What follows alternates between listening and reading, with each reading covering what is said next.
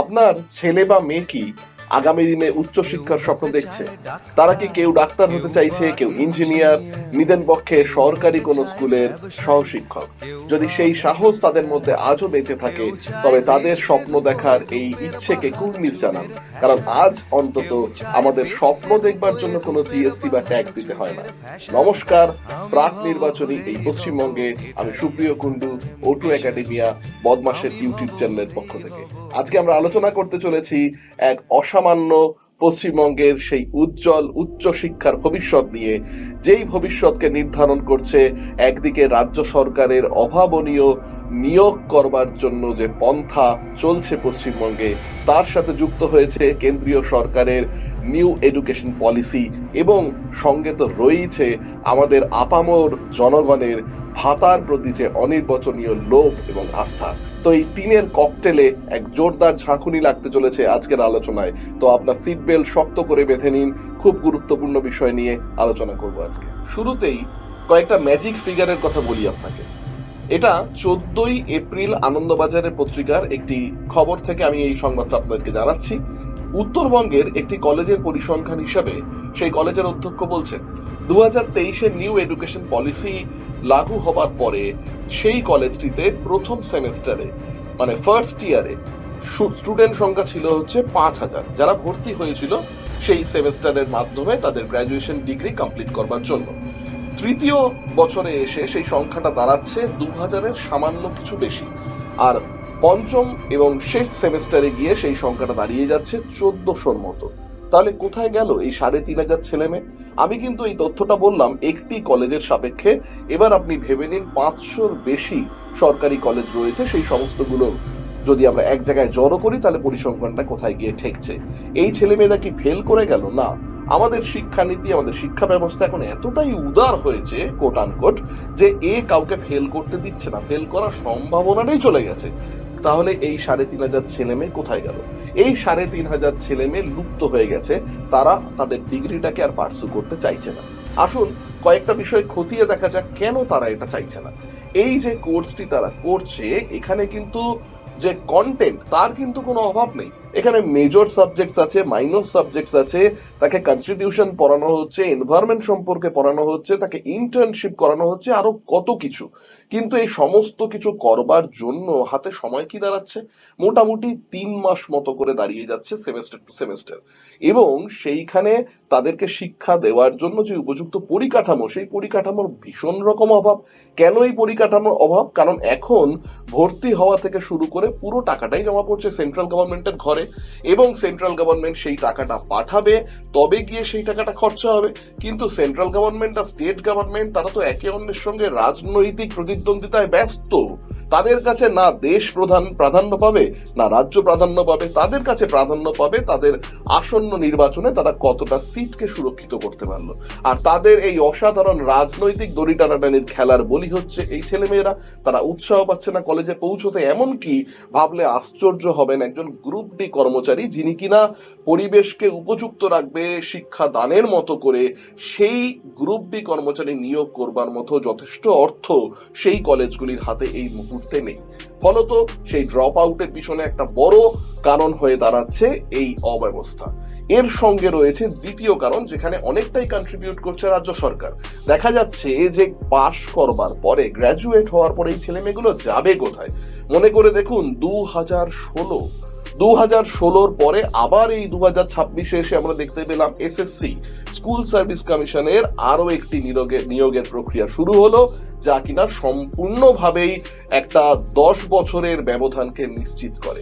তাহলে একদিকে রয়েছে উচ্চশিক্ষা গ্রহণ করার পরেও চাকরির একটা সম্পূর্ণ অনিশ্চিত ভবিষ্যৎ, অন্যদিকে রয়েছে পরিকাঠামোর অভাবে এই ছেলেমেয়েগুলোর পড়তে যাওয়ার উৎসাহ পাওয়া। তাহলে এই ছেলেমেয়েগুলো কেন কলেজে যাবে? ফলে ড্রপ আউট যে হবেই, এই নিয়ে কোনো সংশয় নেই। ফলে নিউ এডুকেশন পলিসি, যা শিক্ষা ব্যবস্থাকে উন্নত করবার লক্ষ্য নিয়ে তৈরি হয়েছিল, তা চলে গেল সম্পূর্ণ বিষ পাও জলে। এবার পশ্চিমবঙ্গের সাপেক্ষে বলি, আজকের পশ্চিমবঙ্গের যুবতীরা কিন্তু সবগুলো রাজনৈতিক দলের কাছে অত্যন্ত মহার্ঘ বস্তু। কেন? কারণ এক পক্ষ তাকে অফার করছে 1,500 টাকা ভাতা, আর সেই 1,500 টাকার ভাতার যখন চরম নিন্দা করছে বিপরীত পক্ষ, তখন সমস্ত নিন্দার শেষে তারা তাদের নির্বাচনী ইস্তেহারে, আরো স্পেসিফিক্যালি বলতে চাইছি বিজেপি আসন্ন বিধানসভা নির্বাচনের যে ইস্তেহার প্রকাশ করেছে, সেখানে তারা প্রথমেই বলছে যে তোমরা 1,500 দাও তো কি আমরা 3,000 দেব। তাহলে একদিকে 1,500-এর টোপ, আরেকদিকে 3,000-এর টোপ, মাঝখানে সম্পূর্ণ চিড়েচ্যাপ্টা হয়ে স্যান্ডউইচড হয়ে যাচ্ছে আমাদের ওয়েস্ট বেঙ্গলের যুবক যুবতীরা। তারা জানে না তাদের জন্য কি ভবিষ্যৎ অপেক্ষা করে আছে। উচ্চশিক্ষা থেকে নজর ঘুরিয়ে একটু নিচের দিকে তাকাই, বুনিয়াদী শিক্ষার দিকে। স্কুলগুলোর কি অবস্থা, কি পরিকাঠামোয় স্কুলে বাচ্চারা তৈরি হচ্ছে, এই ছোট ছোট ছেলেমেয়েরা যারাই কিন্তু আগামী দিনে কলেজে গিয়ে পৌঁছবে। আশ্চর্য হয়ে যাবেন, আমি যে রিপোর্টটির কথা বলছি সেই রিপোর্ট অনুযায়ী জানতে পারছি যে আজকের দিনের অভিভাবকরা খুঁজছেন এমন একটি স্কুল, যেই স্কুলে তাদের উপস্থিত হওয়া নিয়ে, ছাত্রছাত্রীদের উপস্থিত হওয়া নিয়ে ততটা কড়াকড়ি করা হয় না। কেন কড়াকড়ি করা হয় না? কারণ তারা স্কুলে যেতে চাই না, এবং গার্জিয়ানরাও চান না তারা স্কুলে যাক, কিন্তু স্কুলে নামটা লেখানো থাক। কারণ এক জায়গায় নাম না লেখানো থাকলে তো পাস সার্টিফিকেটটা পাওয়া যাবে না। তাহলে স্কুলে না গিয়ে এই সময় ছেলেমেয়েগুলো কোথায় যাবে? সেই সময় তারা বিভিন্ন প্রাইভেট টিউশনে যাবে, সেই সময় তারা বিভিন্ন প্রাইভেট ইনস্টিটিউশনের যে অ্যারেঞ্জ করা প্যারালাল স্কুল, সেই স্কুলগুলোয় যাবে, এবং তারা আগামী দিনে ডাক্তার এবং ইঞ্জিনিয়ার হওয়ার স্বপ্নকে লালন করবে। তাহলে কেন সেই স্কুলগুলোয় যাবে? সেই স্কুলগুলোয় যাবে কারণ এই কথা অস্বীকার করার কোনো জায়গা নেই, সেই প্যারালাল স্কুলগুলো ভালো পরিষেবা দিচ্ছে, নিঃসন্দেহে ভালো পরিষেবা দিচ্ছে। তাই জন্যই শিক্ষিত এবং সক্ষম বাবা মায়েরা তাদের বাচ্চাদেরকে স্কুলের সময় অফ করে সেই প্যারালাল প্রাইভেট স্কুলগুলোয় পাঠাচ্ছে, এবং আগামী দিনে ডাক্তার এবং ইঞ্জিনিয়ার গড়ে তুলতে চাইছেন। কিন্তু প্রশ্ন আছে, প্রশ্ন হলো সেই স্কুলগুলোয় যেতে গেলে কি লাগে, কি যোগ্যতা লাগে? যোগ্যতা নয়, যোগ্যতা ছাত্রছাত্রীর লাগে না, যোগ্যতা বাবা মার লাগে। কি যোগ্যতা? যে একটা হাই প্রিমিয়াম মাইনে দিয়ে তার ছেলে মেয়েকে সেই প্যারালাল যে প্রাইভেট অর্গানাইজেশনস গুলো আছে সেইখানে পড়তে পাঠাবার যোগ্যতা। এবং যদি তার পাশাপাশি স্কুলেই সে সার্ভিসটা চায়, তখন তারা কি প্রেফার করছে? তারা প্রেফার করছে নামি ইংলিশ মিডিয়াম স্কুল, যেখানে স্কুলের প্রথাগত শিক্ষা তো হচ্ছেই, তার পাশাপাশি ডাক্তার ইঞ্জিনিয়ার তৈরি করবার শিক্ষাটাও যথেষ্ট গুরুত্ব সহকারে এবং যথেষ্ট ভালো মানেই পৌঁছে দেওয়ার চেষ্টা করা হচ্ছে, কিন্তু বিনিময়ে লেগে যাচ্ছে সেই বিশাল পরিমাণ অর্থ। এবার হিসেবটা করুন, যারা সরকারি ভাতার উপর নির্ভর করছেন অথবা সরকারি ভাতা দেখে উৎসাহিত হচ্ছেন, সেটা যে সরকারি অফার করুক না কেন, সেই ভাতাটা কি সেই বাবা মাকে সক্ষম করে তুলছে যিনি প্রতি মাসে ন্যূনতম 3 থেকে 5,000 টাকা মাস মাইনে দিয়ে তার ছেলে বা মেয়েকে সেই স্কুলে অথবা সেই প্যারালাল প্রাইভেট স্কুলে পাঠাতে পারবে, এবং বছর শেষে আবার ওই একই স্কুলে তার ক্লাস রিনিউ করবার জন্য ন্যূনতম 20 থেকে 25 থেকে 30,000 টাকা নিয়মিতভাবে যোগান দিয়ে যেতে পারবেন? যদি তারা সেটা না পারেন, তাহলে তার অল্টারনেটিভ ব্যবস্থা কি রয়েছে? তার অল্টারনেটিভ ব্যবস্থার কোনো উত্তর কোনো রাজনৈতিক দল আমাদের সামনে কোনোদিন দেননি, এবং আগামী দিনেও তাদের পরিকল্পনার মধ্যে কোথাও আমরা দেখতে পাচ্ছি না। দুঃখিত। আমরা আলোচনা করছি হচ্ছে আমাদের ছেলে মেয়েদের, আমাদের ছাত্রছাত্রীদের ভবিষ্যতের কথা মাথায় রেখে, এবং এই আলোচনাটা অনেকে মনে করতে পারেন আজকে এই প্রসঙ্গগুলো কেন উঠে আসছে। প্রসঙ্গগুলো উঠে আসছে সামনে একটা গুরুত্বপূর্ণ ভোট রয়েছে বলে। আপনারা জানেন, এর আগের ভিডিওতে আপনারা দেখেছেন, যারা এখনো দেখেননি তারা একটু স্ক্রল করে দেখতে পাবেন। আমাদের এর আগে আমরা আলোচনা করেছিলাম ওয়েস্ট বেঙ্গলে এই মুহূর্তে যারা ক্ষমতায় রয়েছে, মানে তৃণমূল কংগ্রেস, তাদের নির্বাচনী ইস্তেহার বা তাদের ম্যানিফেস্টোতে যুবদের সম্পর্কে, শিক্ষা সম্পর্কে, চাকরি সম্পর্কে কি কি কথা বলেছেন, এবং সেই সব পরিপ্রেক্ষিতে আমাদের কি ভাবনা সেটাও আমরা জানিয়েছিলাম। আজকে সময় এসছে আমরা আলোচনা করব বিজেপি যে প্রতিশ্রুতিগুলো দিচ্ছে, মানে এই মুহূর্তে পশ্চিমবঙ্গে যে বিরোধী দল ভারতীয় জনতা পার্টি, তার সাপেক্ষে আমরা বুঝে নিতে চাইব যে তাদের প্রতিশ্রুতির মধ্যেই বা কতটা সারবত্তা রয়েছে। বিজেপি বেশ জোরের সঙ্গে জানাচ্ছে যে তারা ক্ষমতায় আসা মাত্রই 1 কোটি লোকের কর্মসংস্থান তৈরি করবে। যদিও এই স্টেটমেন্টটার মধ্যে অসংখ্য প্রশ্ন লুকিয়ে আছে। এই কর্মসংস্থানটি কোথায় তৈরি হবে? এগুলো কি সরকারি কর্মসংস্থানের কথা বলা হচ্ছে, নাকি বেসরকারি ক্ষেত্রের কথা বলা হচ্ছে, নাকি ক্ষুদ্র উদ্যোগের কথা বা মাঝারি উদ্যোগের কথা বলা হচ্ছে? সেইটা কিন্তু কোথাও খোলসা করে বলা হয়নি, বলতে হবে। যদি না বলা হয় তাহলে জানতে চাইতে হবে, কারণ এটা আমাদের ভবিষ্যৎ। আমরা এতদিন শুনেছি, এবার আমাদেরও বলতে হবে বা জানতে চাইতে হবে। না জানতে চাইলে কেউ কিন্তু জানিয়ে যাবে না নিজে থেকে এসে। আচ্ছা, যদি ধরেই নিলাম যে এই 1 কোটির প্রতিশ্রুতির উপর আমি ভরসা করব, তাহলে একটু আমরা পিছন ফিরে দেখে নিই ছোট করে। এর আগে যখন 2014 সালে সেন্ট্রালে ইলেকশন হয়েছিল, তখন প্রধানমন্ত্রী স্বয়ং বলেছিলেন প্রতি বছর 2 কোটি চাকরির প্রতিশ্রুতি, এবং পরবর্তীকালে তারই গুরুত্বপূর্ণ মন্ত্রীরা জানিয়েছিল যে এইটা নাকি নির্বাচনের সময় বলার জন্য একটা বলা কথা ছিল। তাহলে এই যে প্রতিশ্রুতি, প্রধানমন্ত্রীকে তো আমরা সমস্ত বিষয়ে দেখেছি যে বিজেপি নেতারা ফলো করে থাকেন। তাহলে এইবার কি সেই তাকেই ফলো করে এই আরো 1 কোটির স্বপ্ন দেখানো হচ্ছে, নাকি যদি কোন রকম পরিবর্তন হয় তাহলে সত্যি সত্যি 1 কোটি চাকরির সংস্থান তৈরি হবে?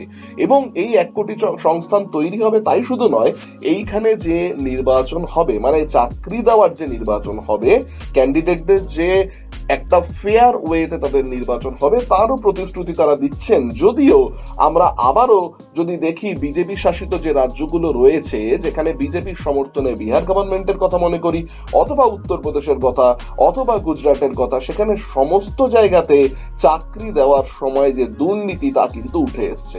তাহলে একটা ব্যাপার খুব পরিষ্কারভাবে উঠে আসছে, সেটা হচ্ছে দুর্নীতির কোনো জাত নেই বা দুর্বৃত্তের কোনো জাত নেই, তার কোনো রাজনৈতিক রং নেই। যারা ক্ষমতায় আছেন, যেখানেই ক্ষমতায় আছেন, তারা দুর্নীতি করছেন, আর বারবারই তার সফট টার্গেট হয়ে দাঁড়াচ্ছে আমাদের রাজ্যের বা আমাদের দেশের সাধারণ জনগণ, আরো স্পেসিফিক্যালি আমাদের দেশের যারা আগামী ভবিষ্যৎ, মানে যুবক যুবতীরা বা তরুণ তরুণীরা। আর এই সমস্ত যে দুর্নীতি তা দেখবার জন্য তো একটা সিস্টেম আছে। আমাদের দেশ খুব সুন্দর একটা সিস্টেমের মধ্যে চলে। সেই সিস্টেমে যারা কাজ করছে তাদের কাজও আমরা সাম্প্রতিক অতীতে দেখেছি। আমরা দেখেছি যে পশ্চিমবঙ্গে দুর্নীতি হয়েছে, সত্যিই তো 26,000 ছেলে মেয়ে চাকরি হারিয়েছে। আমরা প্রতি মুহূর্তে গলা ফাটিয়ে সে কথা বলেছি, আজও বলে চলেছি, কিন্তু তার জন্য কেউ দোষী সাব্যস্ত হননি।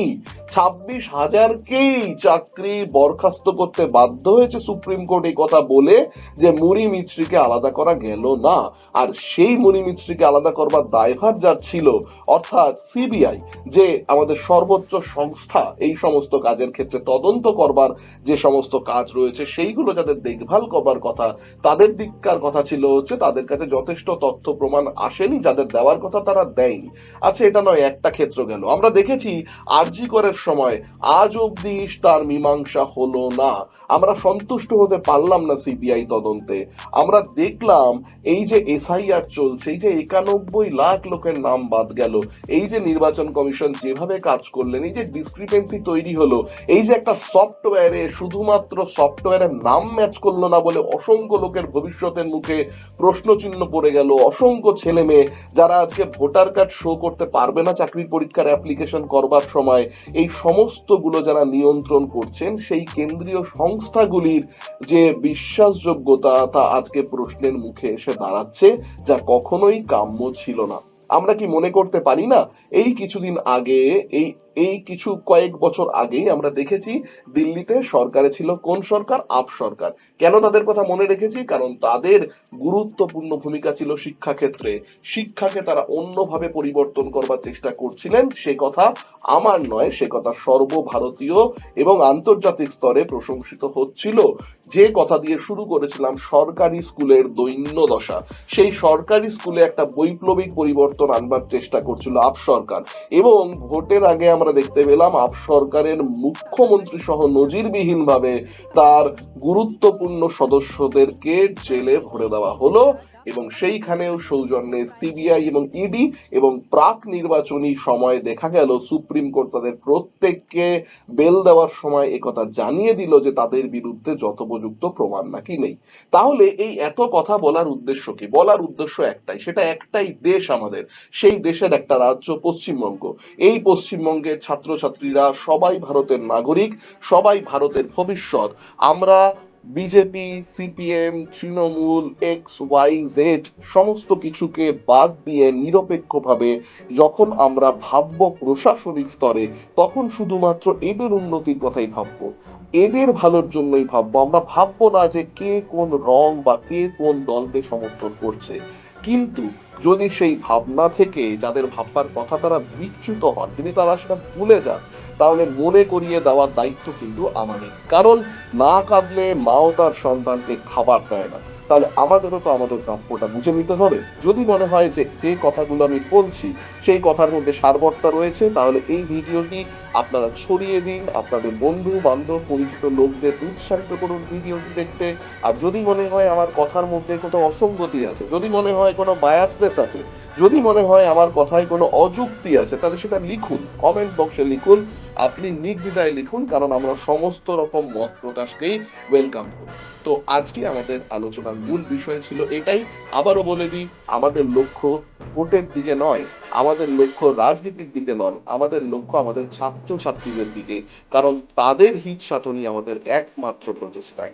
সঙ্গে থাকুন O2 বদমাশি চ্যানেলের। ধন্যবাদ।